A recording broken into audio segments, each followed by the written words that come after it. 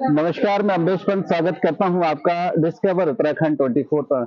मैं कोटद्वार के लालपानी क्षेत्र में हूं और यहाँ पे हिमानी छेत्री व करण छेत्री अपने पूर्वजों के यानी अपनी माता के स्मृति में यहाँ पे भागवत कथा का आयोजन करवा रहे हैं। मेरे साथ में गुरुजी हैं जो कथावाचक यहाँ पे श्री भगवती चरण सौंदर्य जी हैं जो यहाँ पे कथा वाचन कर रहे हैं। मेरे साथ में मैं बातचीत कर लूंगा। गुरुजी, सबसे पहले तो मैं आपको प्रणाम करता हूँ। सबसे पहला सवाल गुरुजी मेरा आपसे रहेगा कि आपने किस कब से ये भागवत कथा वाचन का शुरुआत की? देखो, आज से जी लगभग 30 बरस पहले मैंने गुरु दीक्षा ली थी।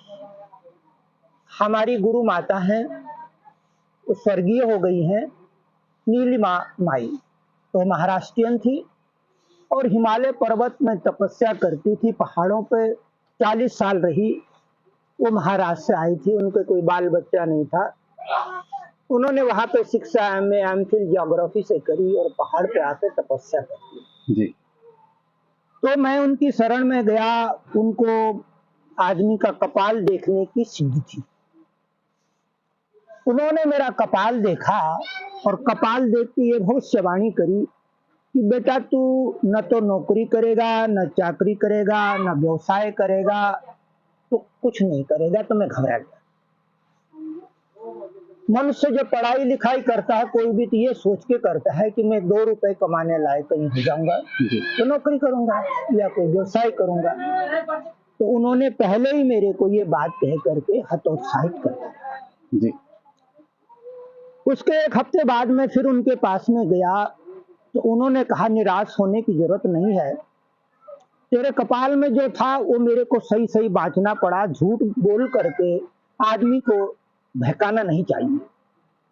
तो मैंने कहा, ठीक है, जब कपाल में ये लिखा है कि कुछ नहीं होगा, कुछ नहीं कर सकते, तो आप तो इतने बड़े ज्ञानी हैं, 40 साल से तपस्या कर रहे हैं, मैं आपसे ही प्रार्थना करता हूं कि कैसे मेरा आगे भविष्य होगा या उद्धार होगा। जी। गुरु माता ने उस समय मेरे को कहा कि ठीक है बेटा, परसों ऐसा है कि नवरात्रि आ रही है, चैत्र की नवरात्रि है। तुम नवरात्रि के दिन सुबेरे सुबेरे 7-8 बजे मेरे पास आ जाओ, लेकिन आना लाल फूल लेकर। 7-8 बजे का समय दिया था माता जी ने मेरे को, लेकिन मैं 5 बजे ही पहुंच गया सुबेरे, क्योंकि मेरे को घबराहट बहुत थी कि मेरा भविष्य अंधकार में है। 5 बजे पहुंचा मैंने तो देखा कि माता जी कुटिया खाली है, कोई वहां है नहीं। वो स्नान कर गई होंगी, नदी उदी वहां पे बहुत थी, स्नान को गई होंगी। तो थोड़ी देर में वो आई। उन्होंने देखा कि इसको बुलाया था देर में, ये 5 ही बजे क्यों आ गया। फिर भी उन्होंने बिठाया, जो भी था वो। उन्होंने कहा, ठीक है बेटा, आज चैत्र का प्रथम नवरात्रि है और मैं तेरे को कोई शक्ति का मंत्र देती हूँ। शायद तेरा भाग्य, तेरा कुछ आगे ठीक हो सके। और उस शक्ति के मंत्र को तुमने जपना है। तो वो मंत्र उन्होंने मेरे को जो दिया था जी। वो दुर्गा सप्तशती का मंत्र था। पहला ही मंत्र था, ज्ञानी नाम चेतांशी देवी भगवती सा बलादा कृष्य मोहाय महामाया प्रेक्षति। ये पहला मंत्र था। ये दुर्गा सप्तशती में एक मार्कंडे पुराण है जो मार्कंडे ऋषि ने लिखा था, मार्कंडे पुराण। उसका एक छोटा सा रूप है दुर्गा सप्तशती, जिसको हमारी माताएं कहती हैं चंडी पाठ। उसका ये मंत्र, पहला मंत्र। अभी मैं निराशा से जपता रहा। पहले दिन जब मैंने पाठ शुरू किया तो उतना मेरे को आता नहीं था, कुछ गलतियां भी हुई। लेकिन पहले दिन जो मैंने जो चीज देखी, उसने मेरे जीवन की डगर को आधा हल कर दिया। वो हुआ क्या कि ऐसी चौकी लगी थी और मैं ऐसे बैठा हुआ था। ऊपर यहाँ गणेश जी विराजमान करे हुए थे। आपको तो पता ही होगा, गोबर के गणेश बनाते हैं, उसमें दूब लगा देते, वो गणेश हुए।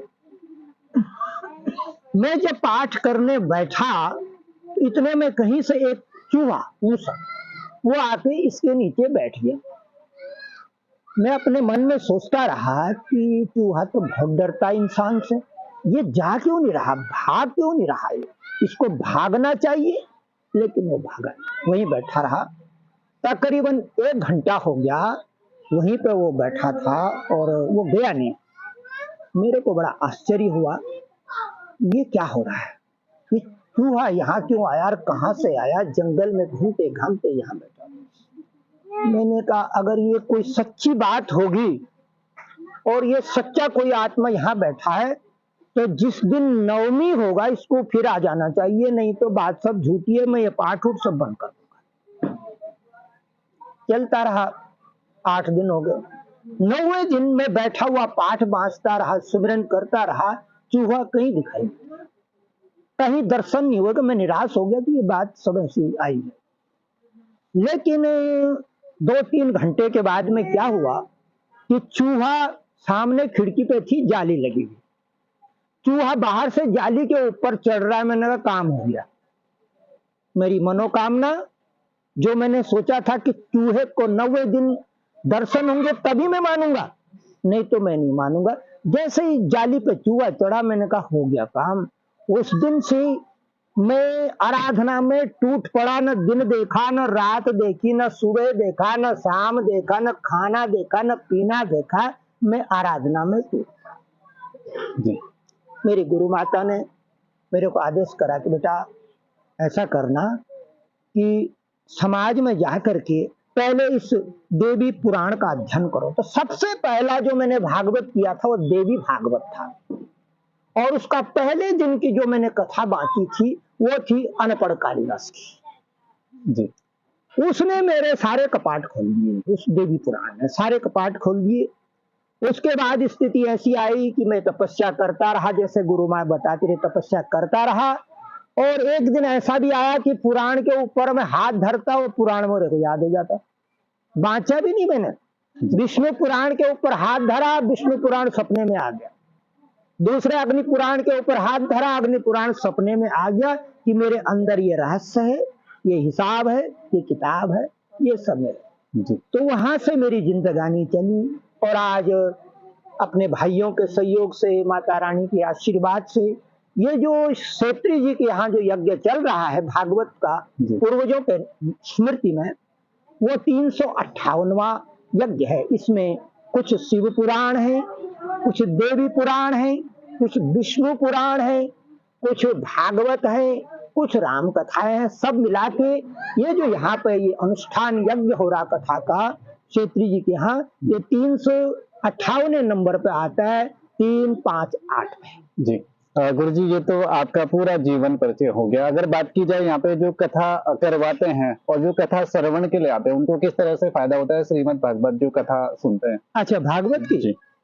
देखो मेरे भाई, जो भागवत की कथा अपने घर पे करवाते हैं उनके विषय में पुराणों में नारद जी ने 2 वचन कहे हैं। वो वचन क्या है, पहले हम उनको सुन लेते हैं। कि भागवत कथा से जब गांव की माताओं ने नारद जी को घेर लिया, बोले नारद जी आप हमारे गांव में भागवत पुराण बांच रहे हैं, इसका फल है क्या? तो नारद जी ने कहा, अरे बेटियों, मेरे बच्चों, इस भागवत पुराण के हजारों फल लगेंगे। इसके 1000 फल होते हैं, लेकिन एक फल तत्काल है। तत्काल का मतलब कोई इंतजार नहीं करना, उसमें इंतजार वाली बात नहीं है। तो गांव की देवियों ने कहा, महाराज वो जो तत्काल वाला फल है भागवत श्रवण का, उसको हमें जरूर सुनाएं। तो सुनो मेरे भाइयों, नारद जी पुराणों में क्या कह रहे हैं। ये कि देव ऋषि है ना, ये तो बड़े महान हैं, देवताओं के महात्मा हैं।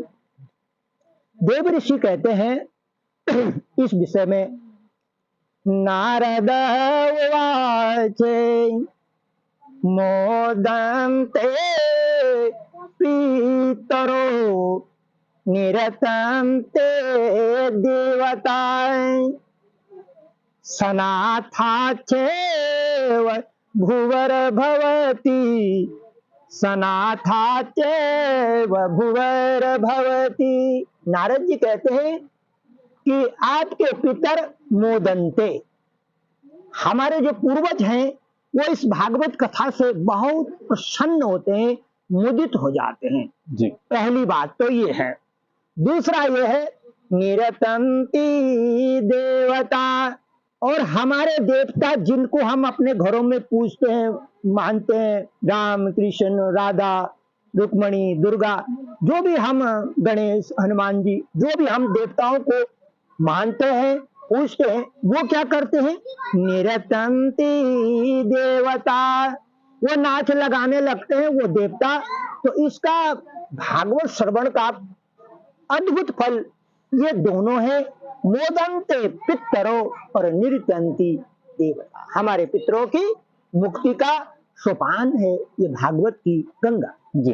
और अंत में गुरु जी, जो जितने भी आपके कथा श्रवण के लिए आते हैं या जिन्होंने कथा का आयोजन किया है, उनके लिए 2 वचन आशीर्वाद के रूप में। हाँ, उनके लिए बहुत बहुत आशीर्वाद, क्योंकि ध्यान रखना, अगर करवाने वाला नहीं है तो करने वाला क्या कर लेगा।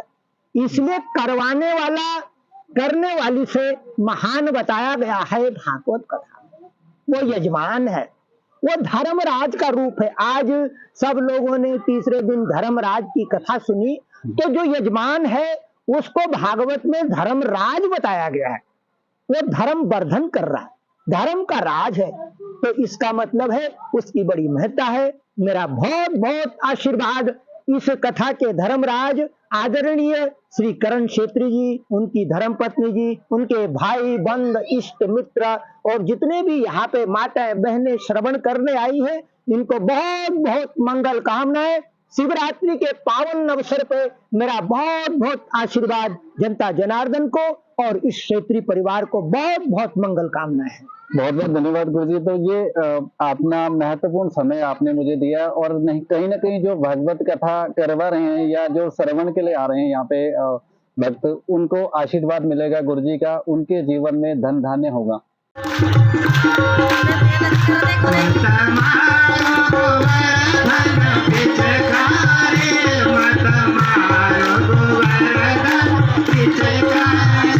मत मारो मोहन धन पिचकारी, मत मारो मोहन धन पिचकारी,